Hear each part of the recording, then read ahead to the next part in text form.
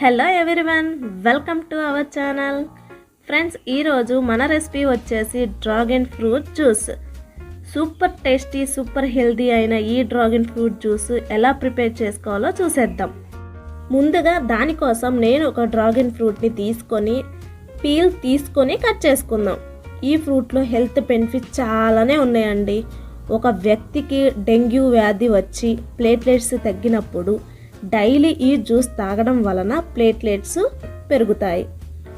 Overall బాడీకి ఈ fruit juice చాలా మంచిదండి. ఈ డ్రాగన్ ఫ్రూట్ యొక్క హెల్త్ బెనిఫిట్స్ గురించి మన ఛానల్లో ఆల్రెడీ వీడియో చేసి ఉంటుందండి. చూడని వాళ్ళు ఉంటే ఆ వీడియో లింక్ కింద డిస్క్రిప్షన్ బాక్స్లో ఇస్తాను, చూడండి. ఇలా ముక్కలుగా కట్ చేసుకున్న తర్వాత ఒక జ్యూసర్ తీసుకొని డ్రాగన్ ఫ్రూట్ యొక్క ముక్కలను వేసుకొని, అలాగే దీనిలో 1 స్పూన్ కొత్తిమీర, 2 స్పూన్స్ షుగర్. ఈ షుగర్ ప్లేస్లో మీరు హనీ అయినా సరే తీసుకోవచ్చు, అంటే తేనెనైనా సరే యూజ్ చేసుకోవచ్చు. అలాగే 1 గ్లాస్ చల్లని మిల్క్ పోసుకొని స్మూత్గా మిక్సీ పట్టుకోండి.